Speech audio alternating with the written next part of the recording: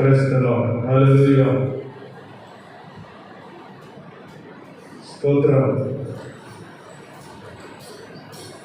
ఈ 43వ సంకీర్తన మనం చూసినట్లయితే ఈ 43వ సంకీర్తన కోరహ్ కుమారులు రచించినట్లుగా మనం చూస్తూ ఉన్నాం.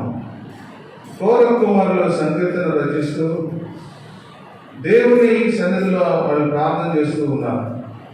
దేవుని సన్నిధిలో వారు ప్రార్థన చేస్తూ చక్కగా ఈ మొట్టమొదటి వచనంలో, దేవా నాకు న్యాయము తీర్చుము, భక్తి లేని జనముతో నా పక్షమున వ్యాఖ్యమాడుము, కపటము కలిగి దౌర్జన్యము చేయు వారి చేతుల నుండి నీవు నన్ను విడిపించుదురు.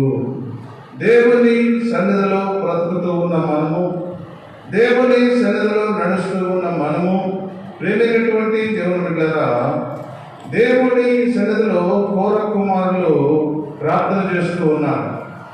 దేవుని సన్నిధిలో కోరహ్ కుమారులు ప్రార్థన చేస్తూ, అయా నాకు న్యాయము తీర్చు ప్రభువా, భక్తి లేని జనముతో నా పక్షమున వ్యాజ్యమాడు ప్రభువా, కపటము కలిగి దౌర్జన్యము చేయి వారి చేతుల నుండి నీవు నన్ను విడిపించు ప్రభువా అని ప్రార్థన చేస్తున్నారు. ప్రేమైనటువంటి దేవుని బిడ్డలారా, మన జీవితంలో చిన్న చిన్న కష్టాలు, చిన్న చిన్న శ్రమలు, చిన్న చిన్న ఆటంకాలు, చిన్న చిన్న అననుకూల పరిస్థితులు వచ్చినప్పుడు మనం కూడా దేవుని సన్నిధిలో ఇలాంటి ప్రార్థన చేయాలి. దేవా, నా కుటుంబంలో శోధనలు, నా కుటుంబంలో అననుకూల పరిస్థితులు, నా కుటుంబంలో వ్యతిరేక పరిస్థితులు ఉన్నాయి ప్రభువా, ఇవన్నీ పోవాలి అంటే నీవు నాతో ఉండాలి, నా కుటుంబంలో మీరు రావాలి ప్రభువా. అయ్యా, మీరు వస్తే నాకు అన్నిటి నుండి విడుదల దయచేస్తామని ప్రార్థన చేసుకున్నట్లయితే దేవుడు నీ కుటుంబంలో కూడా చక్కని ఆశీర్వాదాలు దేవుడిచ్చే దానికి సిద్ధంగా ఉన్నాడు. ప్రేమైనటువంటి దేవుని బిడ్డలారా, మరి ఈ కీర్తనకారుని మొట్టమొదటి వచనంలో న్యాయం కోసం దేవుడిని అడుగుతూ ఉన్నాడు. అయ్యా, నాకు న్యాయం దయచే ప్రభువా, భక్తి లేని జనంతో ఉన్నాను, నేను భక్తి లేని ప్రజలతో నేను జీవిస్తూ ఉన్నాను, భక్తి లేని ప్రజలతో నేను నడుస్తూ ఉన్నాను, భక్తి లేని ప్రజల మధ్య నేను సంచరిస్తూ ఉన్నాను ప్రభువా, ఒక్కసారి నా వైపు చూడు అని ప్రార్థన చేస్తూ ఉన్నాడు. ప్రేమైనటువంటి దేవుని బిడ్డలారా, దేవుని సన్నిధిలో బ్రతుకుతూ ఉన్న మనము, దేవుని సన్నిధిలో నడుస్తూ ఉన్న మనము, ఎక్కడ జీవించినా, ఎక్కడ నడిచినా, ఎక్కడ బ్రతికినా కూడా మనము దేవుని యందు భయభక్తులు కలిగి ఉన్నట్లయితే దేవుడు తప్పకుండా నీకు న్యాయం చేస్తాడు. ప్రేమైనటువంటి దేవుని బిడ్డలారా, చక్కగా దేవుడు మాట్లాడుతున్నాడు. ఈ మధ్యాహ్న కాల సమయంలో లూకా రాసిన సువార్త 18వ అధ్యాయము 2వ వచనంలో మనం చూసినట్లయితే మొట్టమొదటి వచనం చదవమ్మా. వారు విసుగక నిత్యము ప్రార్థన చేయి ఉండవలెనన్నట్టుకు ఆయన వారితో ఈ ఉపమానము చెప్పెను. దేవునికి భయపడకయు మనుషులకు లక్ష్య పెట్టకయు నుండు ఒక న్యాయాధిపతి ఒక పట్టణంలో ఉండెను. ఆ పట్టణంలో ఒక విధవరాలు ఉండెను. ఆమె అతని యొద్దకు తరచుగా వచ్చి నా ప్రతివాదికి నాకు న్యాయం తీర్చుమని అడుగుచూ వచ్చిన, కానీ అతడు కొంతకాలము ఒప్పకపోయెను. చూడండి ప్రేమైనటువంటి దేవుని బిడ్డలారా, ఈ 18వ అధ్యాయము లూకా రాసిన సువార్త 18:1 మనం చూస్తే, వారు విసుగక నిత్యము ప్రార్థన చేయుచుండవలెనట్టుకు ఆయన వారితో ఈ ఉపమానము చెప్పెను. చక్కగా దేవుడు మాట్లాడుతున్నాడు. ఎవరైతే విసుగక నిత్యము ప్రార్థన చేస్తారో, ఎవరైతే వారి కుటుంబంలో చక్కని ప్రార్థన జీవితం కలిగి ఉంటారో, ఎవరైతే వారి కుటుంబంలో ప్రార్థన అనుభవంలో ఉంటారో వారికి దేవుడు న్యాయం చేస్తాడని తెలియజేస్తూ ఉన్నాడు. ప్రేమైనటువంటి దేవుని బిడ్డలారా, అదే ప్రకటన, అది లూకా రాసిన సువార్తలోని 2వ వచనంలో చూసి, దేవునికి భయపడకయు మనుషులకు లక్ష్య పెట్టకయు ఒక న్యాయాధిపతి ఒక పట్టణంలో ఉండెను. ఆ పట్టణంలో ఒక విధవరాలు ఉండెను. ఆ విధవరాలు వచ్చి ప్రతిరోజు కూడా ఆ న్యాయాధిపతి దగ్గరకు వచ్చి అడుగుతూ, అయ్యా నా కుటుంబంలో శోధన వచ్చింది అయ్యా, నాకు నా పక్కింటి వాళ్ళకి ఒక ప్రాబ్లం వచ్చింది అయ్యా, నాకు న్యాయం తీర్చమని అడుగుతూ ఉన్నప్పుడు ఆ న్యాయాధికారి ఒప్పుకోలేదు. ప్రేమైనటువంటి దేవుని పెట్టారా, అయితే ఆ పైవచనంలో విసుగక నిత్యము ప్రార్థన చేయాలి. విసుగక నిత్యము ప్రార్థన చేస్తా ఉంది.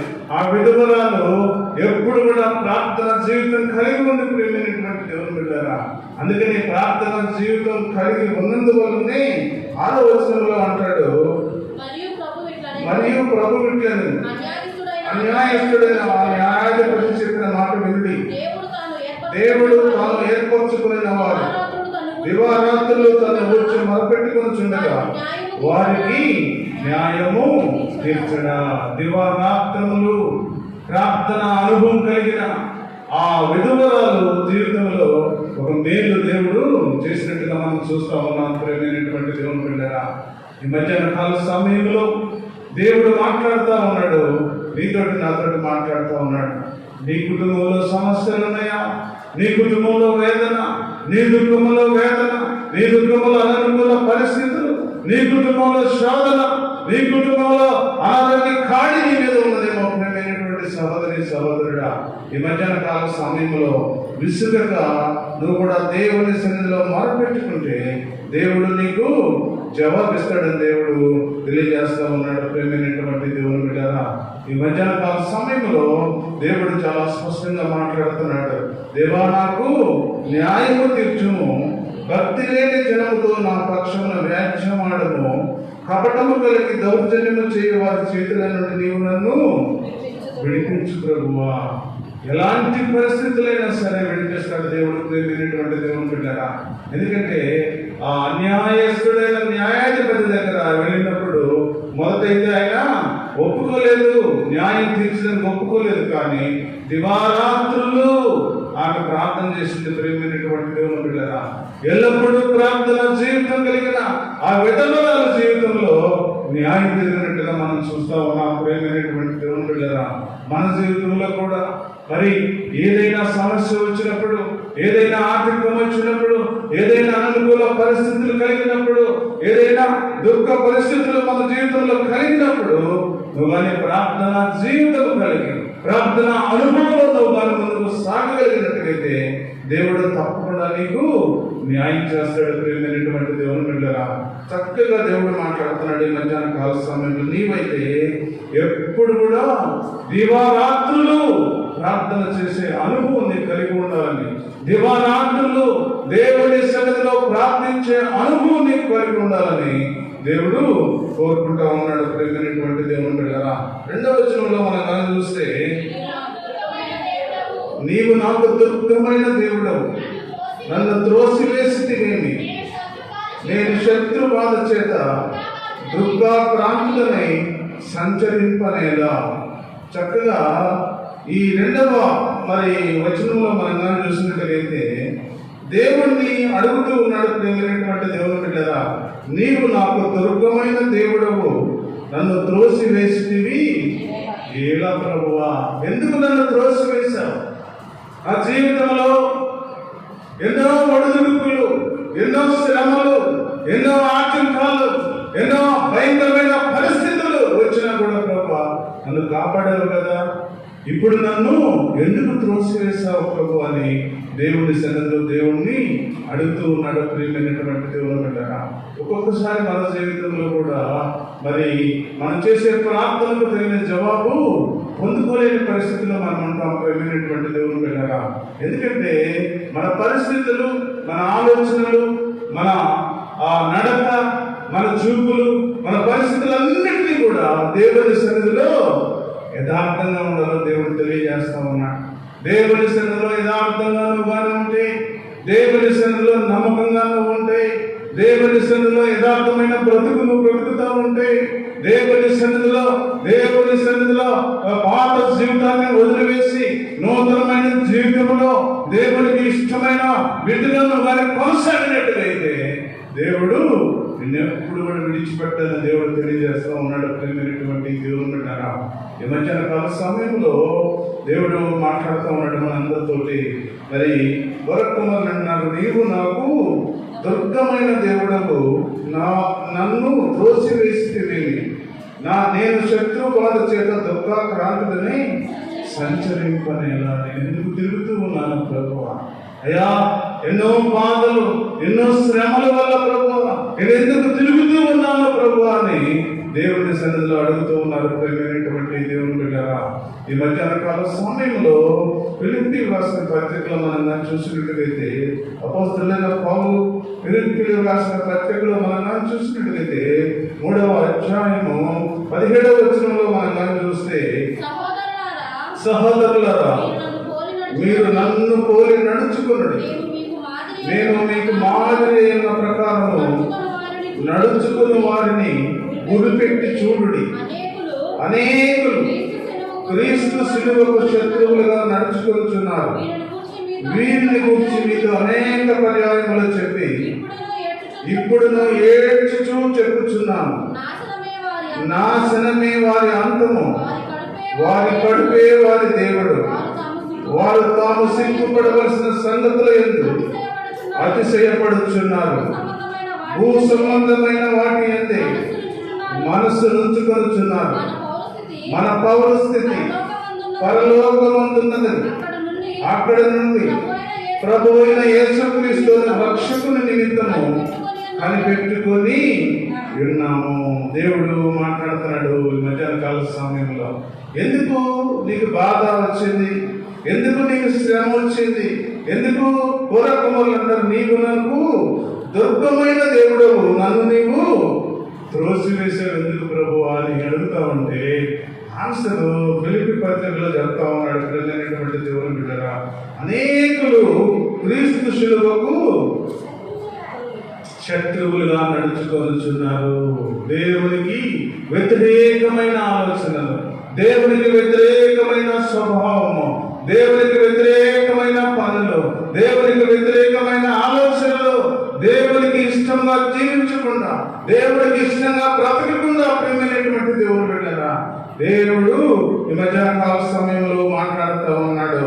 అనేక పర్యాయములు చెప్పి ఇప్పుడును ఏడ్చుచూ చెప్పుచున్నాను. దేవుడు నిన్ను గురించి ఏడుస్తూ ఉన్నాడు. ప్రేమైనటువంటి దేవుడు బిడ్డలారా, ఇంకా నా కుమారుడు, ఇంకా నా కుమార్తె, ఇంకా ఈ పాప లోకంలో జీవిస్తూ, ఇంకా పాపములో బ్రతుకుతూ, ఇంకనో మరి నాశనమైన బ్రతుకుతూ, ఇంకనో మరి తెలుసుకోలేకపోతున్నారని దేవుడు ఏడుస్తూ ఉన్నాడు. ప్రియమైనటువంటి దేవుని బిడ్డలారా, ఈ మధ్యాహ్న కాల సమయంలో దేవుడు మాట్లాడుతూ ఉన్నాడు, చాలా స్పష్టంగా మాట్లాడుతున్నాడు. నేను ఇప్పుడు ఏడ్చుచూ చెప్పుచున్నాను, నాశనమే వారి అంతము, వారి కడుపే వారి దేవుడు, వారు తాము సిగ్గుపడవలసిన సంగతుల యందు అతిశయపడుచున్నారు. అతిశయం అంటే గర్వము. ప్రియమైనటువంటి దేవుని బిడ్డలారా, వారు ఏదైతే చేయకూడదో ఆ పనులను చేస్తూ, ఏదైతే ఈ లోకంలో వ్యతిరేకమైన, దేవునికి వ్యతిరేకమైన పనుల్లో పాలు పంపులు పట్టుకుంటూ, వారు దేవునికి వ్యతిరేకమైన ఆలోచనలు చేస్తూ వారు అతిశయపడుచు ఉన్నారు. ప్రియమైనటువంటి దేవుని బిడ్డలారా అని దేవుడు మాట్లాడుతూ ఉన్నాడు. ప్రియమైనటువంటి దేవుని బిడ్డలారా, నాశనమే వారి అంతము, వారి గడిపే వారి దేవుడు, వారు సిగ్గుపడవలసిన సంగతులు అతిశయపడుచున్నారు. భూ సంబంధమైన వాటి అయితే మనసు ఉంచుచున్నారు. ప్రియమైనటువంటి దేవుని బిడ్డలారా, దేవుని యందు మనసు పెట్టలేకపోతా ఉన్నారు. దేవుని మీద ఆలోచన పెట్టలేకపోతా ఉన్నారు. దేవుని మీద వారు మరి నిత్యమైన మార్గం ఉన్నది, అనిత్యమైన బ్రతుకు ఉన్నది, ఆ పరలోక పట్టణం ఉన్నది, ఆ పౌర స్థితిలో మనం వెళ్ళాలి అని వారు మనసు దాని మీద లగ్నం చేయలేని పరిస్థితిలో ఉన్నారు. ప్రేమైనటువంటి దేవుని బిడ్డలారా, అందుకని అంటున్నాడు, మన పౌరస్థితి పరలోకమందున్నది, అక్కడ నుండి ప్రభు అయిన యేసుక్రీస్తు రక్షకు నిమిత్తము కనిపెట్టుకొని ఉండాలని వారు ఉండలేకపోతూ ఉన్నట్టుగా దేవుని సన్నిధిలో మాట్లాడుతున్నాడు. ప్రేమైనటువంటి దేవుని బిడ్డలారా, అందుకనే దేవుడు మరి నిన్ను కొంచెం కాలం వదిలివేసినట్టుగా మనం చూస్తూ ఉన్నాం. నీ కుటుంబంలో కష్టాలు వచ్చినప్పుడు, నీ కుటుంబంలో శ్రమలు వచ్చినప్పుడు, నీ కుటుంబంలో దుఃఖము, వేదన, ఆవేదన వచ్చినప్పుడు ప్రేమైనటువంటి దేవుని బిడ్డరా ఘోర కుమారులు మాట్లాడుతూ ఉన్నారు. ప్రేమైనటువంటి దేవుని బిడ్డరా ఈ మధ్యాహ్న కాల సమయంలో ఘోర కుమారులు మాట్లాడుతూ ఉన్నారు. ఎందుకు ప్రభువా నీవు నన్ను త్రోసివేశావు? ఎందుకు నన్ను త్రోసివేశావు ప్రభువా? అయ్యా నాకు దుర్గమైన దేవుడు నీవే, ఎందుకు నన్ను త్రోసివేశావని దేవుణ్ణి అడుగుతూ ఉన్నాడు. ప్రేమైనటువంటి దేవుని బిడ్డరా, ఎందుకంటే మనం చేసే ఆలోచనలను బట్టి, మనం చేసే పరిస్థితులను బట్టి దేవుడు ఒక్కొక్కసారి కొంచెం దూరంగా మనల్ని పెడతాడు. ప్రేమైనటువంటి దేవుని బిడ్డరా, ఎందుకంటే మనము దేవుని సన్నిధిలో బ్రతుకుతూ ఉన్న మనము, దేవుని సన్నిధిలో నడుస్తూ ఉన్న మనము, దేవుని సన్నిధిలో ముందుకు సాగుతూ ఉన్న మనము, ప్రేమైనటువంటి దేవుని బిడ్డరా, మన పౌరస్థితి పరలోకములో ఉందని తెలుసుకోకుండా భూలోకములో వాటి మీద మనము మనసు పెట్టి ఈ భూలోక సంబంధమైనవన్నీ ఆచరిస్తూ, ఈ భూలోక సంబంధమైన పనులు చేస్తూ, ఈ భూలోక సంబంధమైన ఆలోచనలతో ముందుకు సాగుతూ ఇంకను మనము ఆ పౌర స్థితిని వదులుకుంటూ ఉన్నాం. ప్రియమైనటువంటి దేవుని బిడ్డరా, అందుకనే నీ గురించి నా గురించి దేవుడు కన్నీరు కారుస్తూ ఉన్నాడు, ఏడుస్తూ ఉన్నాడు. ప్రియమైనటువంటి దేవుని బిడ్డరా, ఆ ఏడుస్తూ దేవుడు మాట్లాడుతూ ఉన్నాడు. వారి కడుపే వారికి అంతము అని దేవుడు సెలవిస్తూ ఉన్నాడు. ప్రియమైనటువంటి దేవుని బిడ్డరా, ఇంకనైనా సరే మనము ఆ పౌర స్థితి, ఆ పరలోకము పట్టణం ఒకటి ఉన్నదని, ఆ పరలోక పట్టణంలో మన పౌర స్థితి ఎక్కడ ఉన్నదని. పౌర స్థితి అంటే అర్థమైనా తెలుసా మనకి? పౌర స్థితి, ఒక దేశంలో మనము బ్రతకాలి అంటే, ఒక దేశంలో మనం ఉండాలి అంటే మనకి ఫస్ట్ వీసా కావాలి. ఆ వీసా తీసుకుని మనం ఆ దేశానికి వెళ్ళినప్పుడు మనకి ఏం కావాలి? పౌరస్థితి కావాలి. ఈ దేశంలో నువ్వు బ్రతకవచ్చు, ఈ దేశంలో నువ్వు ఉండవచ్చు, ఈ దేశంలో నువ్వు బ్రతికేదానికి నీకు అధికారం ఉన్నది అని ఒక కార్డు ఇస్తారు. ఒక పౌరస్థితి అంటే ఒక గ్రీన్ కార్డు ఇస్తారు. ప్రియమైనటువంటి దేవుని బిడ్డరా, ఆ గ్రీన్ కార్డు పొందుకుంటే ఆ దేశంలో ఎంతకాలమైనా ఉండొచ్చు మనమైతే. అదే గ్రీన్ కార్డు మన పౌరస్థితి అంటే పరలోక పట్టణంలో కానీ మన ఒక కార్డు మనం పొందుకోగలిగితే,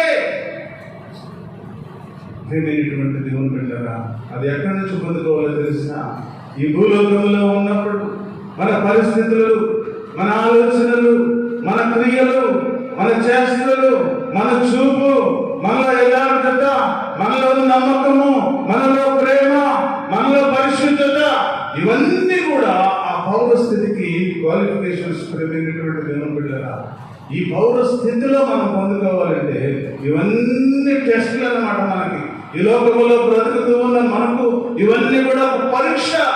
ఈ పరీక్షలో మనం పాస్ అవ్వగలిగితే, ఈ పరీక్షలో మనం పాస్ అయ్యే స్థితిలో మనం ఉన్నట్లయితే, ప్రియమైనటువంటి దేవుని బిడ్డరా, అక్కడ పౌర స్థితిలో మనము దేవుడి దగ్గర ఉండాలి. ప్రియమైనటువంటి దేవుని బిడ్డరా, అందుకని అంటున్నాడయ్యా, నువ్వెందుకు నన్ను విడిచిపెట్టావు ప్రభువా?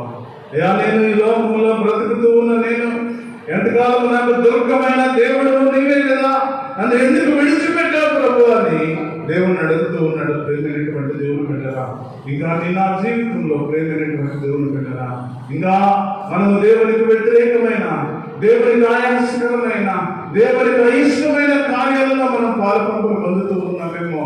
ప్రేమైనటువంటి దేవుని బిడ్డరా, అందుకనే దేవుడు నీ కొంచెం దూరంగా జరిగాడేమో అని అది దేవుడు మాట్లాడుతూ ఉన్నాడు ఈ మధ్యాహ్న కాల సమయంలో. ప్రియమైనటువంటి దేవుని బిడ్డరా, అందుకని అవన్నీ వదిలివేసి మనము ఆ పౌరస్థితి కోసం మనం ప్రయత్నం చేస్తే, ఈ లోకంలో ప్రతిదీ కూడా వదిలివేసి దేవుడి కొరకు మనం జీవించగలిగితే దేవుడు చక్కగా నిన్ను ఆశీర్వదిస్తాడు, దేవుడు నిన్ను ప్రేమిస్తాడు. ప్రేమైనటువంటి దేవుని బిడ్డరా, 3వ వచనం మనం చూస్తే, నీ వెలుగును నీ సత్యమును బయలుదేరి చేయము, అవి నాకు త్రోవ చూపును, అవి నీ పరిశుద్ధ పర్వతమునకును నీ నివాస స్థలమునకును నన్ను తోడుకొని వచ్చును. ఇవన్నీ కూడా ఈ సంకీర్తన 43వ సంకీర్తన అంతా కూడా దేవుని సన్నిధిలో మనం ఏ విధంగా బ్రతికితే, ఏ విధంగా మనం నడిస్తే, ఏ విధంగా మనం కానీ ఈ లోకములో ఉంటే ఆ పౌర స్థితిని మనం పొందుకుంటాం. ఆ పరలోక పట్టణానికి వారసులు అవుతాం, ఆ పరలోక రాజ్యానికి మనము చేరతామని స్పష్టంగా బయలుపరుస్తూ ఉన్నాడు ప్రేమైనటువంటి దేవుని బిడ్డలారా. అందుకని అంటున్నాడు, నీ వెలుగును నీ సత్యమును బయలుదేరజేయము, అవి నాకు త్రోవ చూపులను. ఆ త్రోవలు నువ్వుగా నడిచే పని అయితే యేసు ప్రభు అనే వెలుగు, యేసు ప్రభు అనే వాక్యము, యేసు ప్రభు అనే మరి ఆ గొప్ప వెలుగులో నువ్వు నడిచినట్టుగైతే ప్రేమైనటువంటి దేవుని బిడ్డలారా, ఆ వెలుగులో నువ్వు నడిచినట్టుగైతే నీకు అవి త్రోవ చూపిస్తుందని దేవుడు తెలియజేస్తా ఉన్నాడు. ప్రేమైనటువంటి దేవుని బిడ్డలారా, చక్కగా దేవుడు మాట్లాడుతూ ఉన్నాడు. అవి నీ పరిశుద్ధ పర్వతమునకును నీ నివాస స్థలమునకు నీ నన్ను తోడుకొని వచ్చును. దేవుని మార్గంలో బ్రతకగలిగితేను, దేవుని ఆలోచనలను బ్రతకగలిగితే, దేవుని వాక్యానుసారమును జీవించగలిగితే, దేవుని వాక్యానుసారమును బ్రతకగలిగితే ప్రేమైనటువంటి దేవుని బిడ్డలారా, ఆ వాక్యము మరి నీకు దారి చూపిస్తుందని దేవుడు తెలియజేస్తా ఉన్నాడు. ప్రేమైనటువంటి దేవుని బిడ్డలారా, చక్కగా దేవుడు భజన కాల సమయంలో అందరితోటి మాట్లాడుతూ ఉన్నాడు. ప్రేమైనటువంటి దేవుని బిడ్డలారా, అప్పుడు నీ పరిశుద్ధ పర్వతములకును నీ నివాస స్థలములకు నన్ను తోడుకొని వచ్చును. దేవుని వాక్యము నిన్ను నడిపిస్తుందని దేవుడు తెలియజేస్తా ఉన్నాడు. ప్రేమైనటువంటి దేవుని బిడ్డలారా, ఈ మధ్యాహ్న కాల సమయంలో దేవుడు మనందరితోటి మాట్లాడుతూ ఉన్నాడు. ప్రేమైనటువంటి దేవుని బిడ్డలారా, యోహాను రాసిన సువార్త 14వ అధ్యాయము 1వ వచనంలో మనం చూసినట్లయితే, మీ హృదయమును కలవరపడనీయకుడి, దేవుని యందు విశ్వాసముంచుచున్నారు, నా యందును విశ్వాసముంచుడి. ఫస్ట్ దేవుడు మాట్లాడుతున్నాడు ఈ మధ్యాహ్న కాల సమయంలో. ఏ విధంగా నువ్వు దేవుని సన్నిధిలో నువ్వు చేరగలవు, ఏ విధంగా నువ్వు దేవుని సన్నిధిలో నువ్వు నడవగలవు, ఏ విధంగా దేవుని సన్నిధిలో నువ్వు చేరగలవని తెలిసినట్లయితే ఇక్కడ 14వ వచనము 14వ అధ్యాయం 1వ వచనంలో, మీ హృదయములను కలవరపడనీయకుడు, దేవుని యందు విశ్వాసముంచుచున్నారు, నా యందును కూడా విశ్వాసముంచుడి. ఫస్ట్ విశ్వాసం ఉంచాలి. నా దేవుడు గొప్పవాడు, నా దేవుడు సర్వశక్తివంతుడు, నా దేవుడు నన్ను ఒక ఉన్నతమైన స్థితిలో నడిపిస్తాడు, ఒక ఉన్నతమైన స్థితిలో మరి ఉంచుతాడని ఒక విశ్వాసం జీవితం కలిగి నువ్వు జీవించగలిగితే ప్రియమైనటువంటి సహోదరి సహోదరుడా, ఈ మధ్యాహ్న కాల సమయంలో దేవుడు మాట్లాడుతూ ఉన్నాడు. చక్కగా దేవుడు మాట్లాడుతూ ఉన్నాడు, నా యందు విశ్వాసం ఉంచుడి, నా తండ్రి ఇంట అనేక నివాసములు కలవు, లేని యెడల మీతో చెప్పుదును, మీకు స్థలము సిద్ధపరచ వెళ్ళుచున్నాను, నేను వెళ్ళి మీ స్థలమునకు సిద్ధపరచినట్లుగా నేనున్న స్థలంలో మీకు నుండులాగన మరలా వచ్చి నా యుద్ధ నుండకు మిమ్మలను తీసుకొని పోగుదును. దేవుడు ఏమంటున్నాడు తెలుసా, నేను మరలా వస్తాను. భూమి మీదకి మరలా వచ్చినప్పుడు మీలో యథార్థతగానే ఉంటే, మీలో పరిశుద్ధతగానే ఉంటే, ఈ లోకాన్ని జయించే శక్తి మీలో ఉంటే, ఈ లోకాన్ని వేరుపడి మనం జీవిస్తే, ఒక పరిశుద్ధమైన వ్యక్తుల వల్ల నువ్వు బ్రతకగలిగితే, నేను మరలా వచ్చి మిమ్మల్ని అందరినీ కూడా నేను తీసుకుపోతానని దేవుడు తెలియజేస్తా ఉన్నాడు. ప్రియమైనటువంటి దేవుని బిడ్డలారా, అందుకనే వారి కీర్తనకారుడు అంటూ ఉన్నాడు, అవి నీ పరిశుద్ధ పర్వతమునకును నీ నివాస స్థలమునకును నన్ను తోడుకొని వచ్చును. చక్కగా దేవుడు మాట, నివాస స్థలములకు నిన్ను తోడుకొని పోవాలి అంటే, ఆ నివాస స్థలములకు నిన్ను తీసుకొని వెళ్ళాలి అంటే ప్రియమైనటువంటి దేవుడు బిడ్డలారా, దేవుని యందు విశ్వాసం ఉంచాలి, దేవుని యందు నిరీక్షణ కలిగి ఉండాలి, దేవునితో ముఖాముఖి మాట్లాడే పరిస్థితి నీకు ఉండాలని దేవుడు తెలియజేస్తా ఉన్నాడు. ప్రియమైనటువంటి దేవుని బిడ్డలారా, దేవుని సన్నిధిలో బ్రతుకుతూ ఉన్న మనము, దేవుని సన్నిధిలో నడుస్తూ ఉన్న మనము ప్రియమైనటువంటి దేవుని బిడ్డలారా, ఈ మధ్యాహ్న కాల సమయంలో దేవుడు మాట్లాడుతూ ఉన్నాడు. దేవుడు మాట్లాడుతున్నాడు, అవి నీ పరిశుద్ధ పర్వతమునకును నీ నివాస స్థలమునకు నన్ను తోడుకొని వచ్చును. నీలో ఒక క్వాలిటీ ఉండాలి. దేవుని సన్నిధిలో బ్రతుకుతూ ఉన్న నీవు, దేవుని సన్నిధిలో నడుస్తూ ఉన్న నీవు, దేవుని సన్నిధిలో ఏబుని గురించి దేవుడు ఏ విధంగా సాక్ష్యం చెబుతున్నాడో తెలుసా? అతడు నీతిమంతుడు, యథార్థవంతుడు, ఈ లోకములో చెడుతనమును విసర్జించిన వాడు అని సాతానుకు సాక్ష్యం చెప్తా ఉన్నాడు. ప్రియమైనటువంటి దేవుని బిడ్డలారా, ఈ లోకంలో ఎన్ని కష్టాలు వచ్చినా సరే, ఈ లోకంలో ఎన్ని శ్రమలు వచ్చినా సరే, ఈ లోకంలో ఎన్ని అననుకూల పరిస్థితులు కలిగినా సరే, ప్రియమైనటువంటి దేవుని బిడ్డలారా, ఆయన ఎన్నడూ కూడా యథార్థతను విడిచిపెట్టలేదు. ప్రియమైనటువంటి దేవుని బిడ్డలారా, యథార్థతను ఎప్పుడు కూడా పట్టుకొని ఆయన జీవించినట్టుగా మనం చూస్తూ ఉన్నాం. ప్రియమైనటువంటి దేవుని బిడ్డలారా, అలాగా కీర్తనకారుడు అంటున్నాడు, అవి నీ పరిశుద్ధ పర్వతములకు, నీ నివాస స్థలములకు నన్ను తోడుకొని వచ్చును. ఆ పరిశుద్ధమైన స్థలానికి, ఆ పరిశుద్ధమైన పట్టణానికి నిన్ను తీసుకుని వెళ్ళాలి అంటే నీలో ఏబువలెను జీవించాలి. ప్రియమైనటువంటి దేవుని బిడ్డలారా, ఎన్ని కష్టాలు వచ్చినా, ఎన్ని శ్రమలు, ఎన్ని ఆటంకాలు, ఎన్ని అననుకూల పరిస్థితులు కలిగినా సరే, ప్రియమైనటువంటి దేవుని బిడ్డలారా, ఈ మధ్యాహ్న కాల సమయంలో దేవుడు మాట్లాడుతూ ఉన్నాడు. దేవుడు మాట్లాడుతూ అంటూ ఉన్నాడు, నేను వెళ్ళి మీకును స్థలము సిద్ధపరిచి నేనుండు స్థలములో మీరును ఉండులాగన మరలా వచ్చి నా యొద్దనుంటకు మిమ్మల్ని నేను తీసుకొని పోవుదును అని దేవుడు సెలవిస్తా ఉన్నాడు. ప్రియమైనటువంటి దేవుని 6వ వచనంలో అంటూ ఉన్నాడు, 14:6 అంటూ ఉన్నాడు, నేనే మార్గమును సత్యమును జీవమును, నా ద్వారానే తప్ప ఎవడునూ తండ్రి యొద్దకు రాడు అని దేవుడు సెలవిస్తా ఉన్నాడు. ఆయన సత్యమైన దేవుడు, మార్గమైన దేవుడు, ప్రియమైనటువంటి దేవుడు బిడ్డలారా, అలాంటి దేవుని దగ్గరకు నువ్వు రావాలి అంటే, నువ్వు చాలా ఇష్టంగా నువ్వు జీవించినట్టుగైతే దేవుడు నిన్ను తీసుకుని వెళ్తాడు. చక్కని మార్గంలో నిన్ను నడిపిస్తానని దేవుడు తెలియజేస్తా ఉన్నాడు. ప్రియమైనటువంటి దేవుని బిడ్డలారా, తర్వాత వచ్చిన మనం చూస్తే, అప్పుడు నేను దేవుని బలిపీఠమునొద్దకు నాకు ఆనంద సంతోషములు కలుగు దేవుని యొద్దకు నేను చేరుదును. దేవా నా దేవా, సితారు వాయించుచు నీకు కృతజ్ఞతాస్తుతులు చెల్లించెదను. ఎంత మంచి మాట అంటే, ఈ సంకీర్తన అంతా కూడా దేవుని రాజ్యానికి వారసులు, దేవుని రాజ్యానికి వారసత్వం ఎట్లా సంపాదించుకోవాలో, ఆ పౌర స్థితిలో ఏ విధంగా బ్రతకాలో, నీకున్న క్వాలిఫికేషన్ ఏంటో, ఎలా బ్రతికితే దేవుడు ఆ పౌర స్థితిలో నిన్ను చేర్చుకుంటాడో చక్కగా బయలుపరుస్తూ ఉన్నాడు. ప్రియమైనటువంటి దేవుని బిడ్డలారా, అందుకనే ఈ మాటలు మాట్లాడుతున్నాడు. ప్రియమైనటువంటి దేవుని బిడ్డలారా, అప్పుడు నేను దేవుని బలిపీఠమునొద్దకు నాకు ఆనంద సంతోషములు కలుగు చేయి దేవుని యొద్దకు నేను చేరుదును. దేవా నా దేవా, సితార వాయించుచు నీకు కృతజ్ఞతాస్తుతులు చెల్లించెదను. దేవుడు మాట్లాడుతున్నాడు.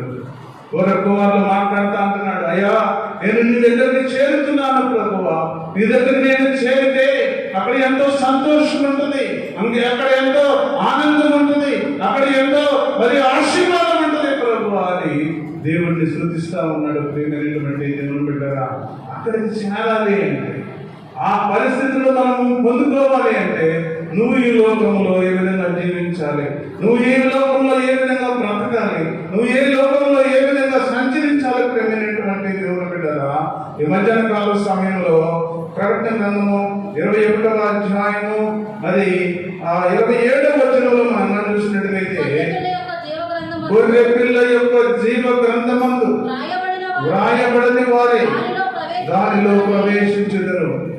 కానీ నిషిద్ధమైనదేదైనను అసహ్యమైనదేదైనను అబద్ధమైన దానిని జరిగించువాడైనను దానిలోకి ప్రవేశింపడు అని దేవుడు చెప్తున్నాడు. ప్రియమైనటువంటి దేవుని బిడ్డలారా, మరి కీర్తనకారుడేమో, అయ్యా నేనైతే నా జీవితంలో ఆ పట్టణానికి నేను చేస్తాను ప్రభువా, అయ్యా నేనైతే ఆ పట్టణంలో ప్రవేశిస్తాను ప్రభువా, అయ్యా నేనైతే ఆ పట్టణంలో సితార వాయించుచు నిన్ను నేను స్తుతిస్తాను ప్రభువా, అయ్యా నేనైతే ఆ పట్టణంలో నేను సంచరిస్తాను ప్రభువా, ఆ పట్టణంలో ఆ పౌర స్థితిని నేను పొందుకుంటాను ప్రభువా అని కీర్తనకారుడు కోరకుమారులు అంటూ ఉన్నారు. ప్రేమైనటువంటి దేవుని బిడ్డలారా, నేను ఆ జీవితంలో ప్రేమైనటువంటి దేవుని బిడ్డలారా, అలా అలాంటి పట్టణానికి మనం వారసులు కావాలి అంటే చక్కగా ఇక్కడ ప్రకటన గ్రంథంలో దేవుడు మాట్లాడుతున్నాడు. గొర్రె పిల్ల యొక్క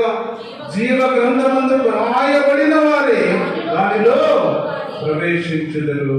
గొర్రె పిల్ల యొక్క జీవ గ్రంథములో రాయబడితేనే దానిలో ప్రవేశిస్తారని దేవుడు తెలియజేస్తా ఉన్నాడు. ఆ జీవ గ్రంథములో నీ పేరు ఉందో లేదో అని తెలుసుకోవాలి అని చెప్పినటువంటి దేవుని బిడ్డలా, ఈ లోకంలో అసఖ్యమైన వాటిని, మరి ఏదైతే దేవునికి వ్యతిరేకమైన వాటిని, దేవునికి అయిష్టమైన వాటిని, అవన్నిటినీ కూడా తీసివేసుకుని నువ్వు ఆ జీవ గ్రంథంలో ఆ పేరు సంపాదించుకోవాలని దేవుడు తెలియజేస్తా ఉన్నాడు. ప్రేమైనటువంటి దేవుని బిడ్డలారా, ఈ మధ్యాహ్న కాల సమయంలో చాలా స్పష్టంగా దేవుడు మాట్లాడుతూ ఉన్నాడు.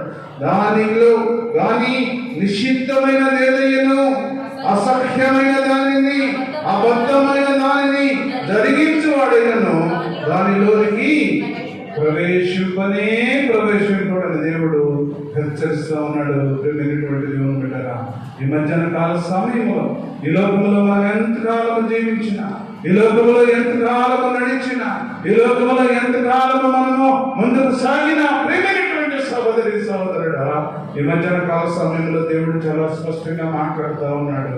ఈ మధ్యాహ్న కాల సమయంలో దేవుడు మాట్లాడుతూ ఉన్నాడు.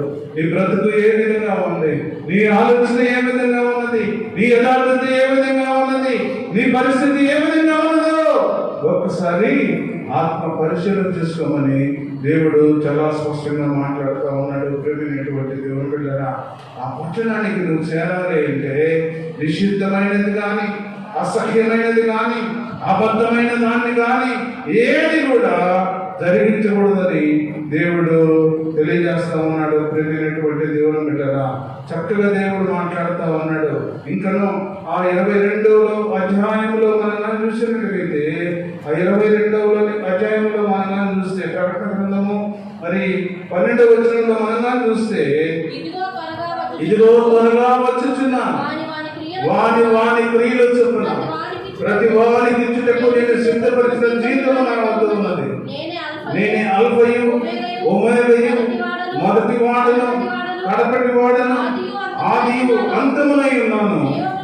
జీవ వృక్షములకు హక్కు గలవారై గుమ్మములకుండా ఆ పట్టణములోనికి ప్రవేశించినట్లు తమ వస్త్రములను ఉదుకుని వారు ధన్యులు.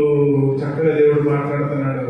ఈ మధ్యాహ్న కాల సమయంలో ఏ విధంగా ఉండాలో, ఆ పట్టణంలోనికి ప్రవేశించాలి అంటే, ఆ పట్టణంలో బ్రతకాలి అంటే, ఆ పట్టణంలో సంతోషించాలి అంటే, ఆ పట్టణంలో దేవుని సన్నిధిలో ఉండాలి అంటే, ప్రేమైనటువంటి దేవుని బిడ్డలారా, ఈ మధ్యాహ్న కాల సమయంలో దేవుడు చాలా స్పష్టంగా మాట్లాడుతూ ఉన్నాడు. జీవ వృక్షములకు హక్కు గలవారే ఆ గుమ్మముల గుండా పట్టణములోనికి ప్రవేశించినట్లు తమ వస్త్రములను ఉదుకుని వారు ధన్యులు. అంటే సర్ఫేస్ ఉదుకోవడం కాదు, ప్రేమైనటువంటి దేవుని బిడ్డలారా, తమ వస్త్రములను ఉదుకుకోవాలి, తమ జీవితాన్ని మార్చుకోవాలి, తమ పరిస్థితులను మార్చుకోవాలి, తమ మరి ఉన్న పాపాన్ని వదిలివేయాలి, లోకములో ఉన్న మరి అయిష్టమైన వాటన్నిటిని వదిలివేయాలని దేవుడు సెలవిస్తా ఉన్నాడు. ప్రేమైనటువంటి దేవుని బిడ్డలారా, ఏదైతే దేవునికి వ్యతిరేకమై ఉన్నదో, ఏదైతే దేవునికి అయిష్టమై ఉన్నదో, ఏదైతే దేవునికి అయిష్టమో అయిన పనులన్నిటినీ కూడా నువ్వు వదిలివేసినట్లయితే ప్రేమైనటువంటి దేవుని బిడ్డలారా, చక్కగా దేవుడు నీవు కానీ నీ వస్త్రములను ఉతుకుని మరి ఆ రెడీ అయితే దేవుడు మాట్లాడుతున్నాడు. తర్వాత వచనంలో మనం చూస్తే కుక్కలను ఎవరెవరు ఆ పట్టణంలోనికి ప్రవేశించరో దేవుడు తెలియజేస్తామన్నాడు. ప్రేమైనటువంటి దేవుని బిడ్డలారా, కుక్కలను, మాంత్రికులను, వ్యభిచారులను, నరహంతకులను, విగ్రహారాధికులను, అబద్ధమును ప్రేమించి జరిగించు ప్రతి వాడును వెలుపటనందురు. వెలుపటంటే బయట గేట్ ఉంది, ఆ గేట్ ఉంది, ఆ గేటు బయట. లోపలికి వస్తే ప్రార్థనలో ఉంటాం మనం, ఈ లోపలికి వస్తే దేవుని మాటలు వింటాం. ఈ లోపలికి వస్తే దేవుని వాక్యాన్ని వింటాం. ఈ లోపలికి వస్తే దేవుని స్వరం వింటాము. ఈ లోపలికి వస్తే దేవుని మాటలు వింటాం. ప్రియమైనటువంటి దేవుని బిడ్డలారా, నువ్వు బయటగానే ఉంటే ఏది కూడా మనకి వినపడదు కదా. అందుకనే దేవుడు మాట్లాడుతున్నాడు. ఇవన్నీ ఈ లోకములో ఎవరైతే వదిలివేస్తారో, ఈ లోకములో కుక్కలను, మాంత్రికులను, వ్యభిచారులను, నరహంతకులను, విగ్రహారాధికులను, అబద్ధములను ప్రేమించి జరిగించు ప్రతి వాడును ఇవన్నీ కూడా వదిలివేస్తే నీ హృదయము పరిశుభ్రం అవుతుందని దేవుడు తెలియజేస్తా ఉన్నాడు. నీ హృదయం పరిశుభ్రమైతే, నీ హృదయం యథార్థమైతే, నీ హృదయము దేవుని సన్నిధిలో ఒక తెల్లగా కనబడితే దేవుడు బడా నమ్మకమైన మంచి దాసుడా, బడా నమ్మకమైన మంచి దాసురాలా అని దేవుడు పిలుస్తాడు. ప్రియమైనటువంటి దేవుని బిడ్డలారా, ఈ మధ్యాహ్న కాల సమయంలో దేవుడు చాలా స్పష్టంగా మాట్లాడుతూ ఉన్నాడు. ప్రియమైనటువంటి దేవుని బిడ్డలారా, చాలా గొప్ప మరి ఆ రాజ్యంలో మనం ప్రవేశించాలి అంటే ప్రియమైనటువంటి దేవుని బిడ్డలారా, ఆ దేశము, ఆ రాజ్యం ఏ విధంగా ఉంటుందో ఆ 21-22 మనం దాన్ని చూస్తే,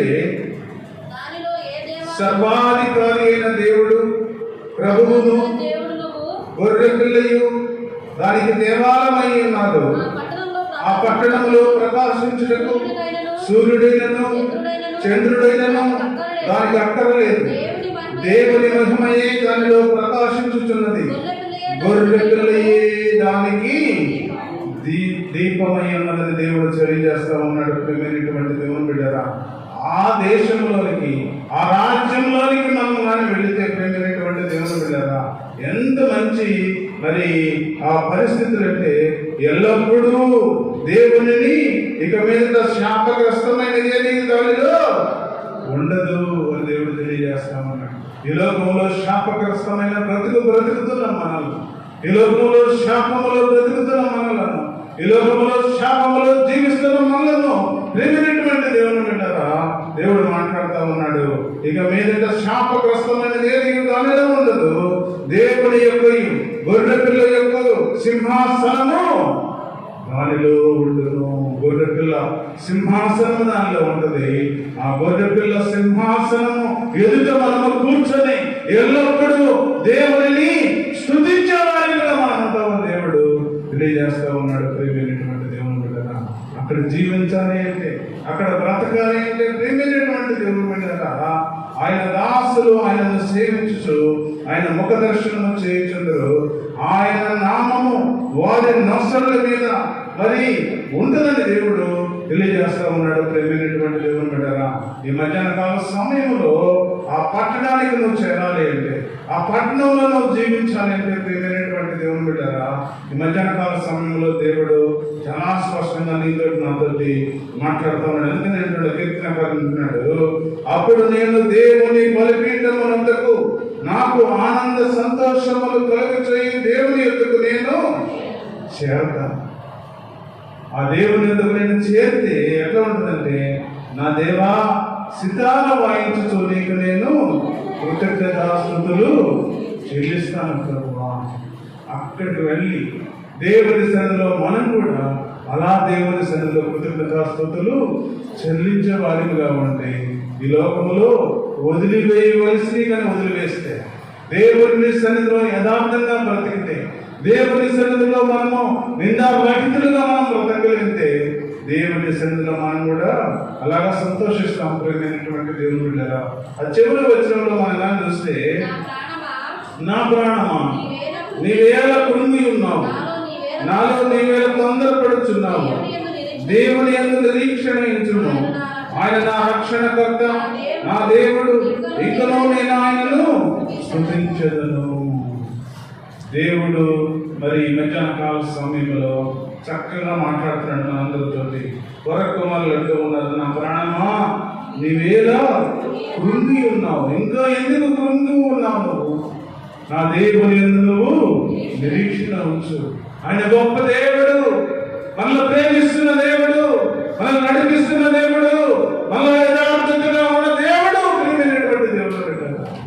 ఆయన నిరీక్షణ ఉంచితే మనం రక్షించబడతాం, మనం ప్రేమించబడతాం, ఆ పరలోక పట్టణానికి మనము వారసులుగా ఉంటాము. అందుకని నువ్వు కృంగాల్సిన పని లేదు అని దేవుడు తెలియజేస్తూ ఉన్నాడు. ప్రేమైనటువంటి దేవుని బిడ్డ తన ప్రాణంతో దాన్ని ఓదారుస్తూ ఉన్నాడు. కుమారులు తన ప్రాణంతో చెప్పుకుంటూ ఉన్నారు, అయ్యా నువ్వెందుకు కృంగి ఉంటావు, నువ్వు కృంగి ఉండాల్సిన పని లేదు. ఆయన గొప్ప దేవుడు, ఆయన నమ్ముకుంటే మనకు పరలోక పట్టణం ఉంది, ఆ పరలోక పట్టణంలో మనం వారసులు చేస్తాడు అని తన ప్రాణంతో తను చెప్పుకుంటూ ఉన్నారు. ప్రేమైనటువంటి దేవుని బిడ్డ మరి అలాగా మనం కూడా మన జీవితంలో మన ప్రాణంతో మనం కూడా చెప్పుకోగలిగితే ఈ లోకానుసారమైన ఆలోచనలు, లోకానుసారమైన బ్రతుకు, లోకానుసారమైన పరిస్థితుల నుండి మనం బయటకు రాగలిగితే దేవుడు నిన్ను, నీ కుటుంబాన్ని, నీ బిడ్డలను ఆశీర్వదిస్తాడు. చక్కని మార్గంలో దేవుడు నిన్ను ఆశీర్వదిస్తాడు. ఆ తెల్లని వస్త్రంలో ఉతుక్కుని, ఆ తెల్లని వస్త్రంలో ధరించుకొని ఆ పరలోక పట్టణానికి నన్ను దేవుడు వారసులుగా చేస్తాడు. ప్రేమైనటువంటి దేవుని బిడ్డలారా, అతి కృప నీకు నాకు కూడి వచ్చిన ప్రతి ఒక్క బిడ్డకు దేవుడు దయచేయనుగాక. చిన్న ప్రార్థన చేసుకున్నాం. మమ్మల్ని మిక్కిలిగా ప్రేమించిన మా పరలోక ఎంతవరకు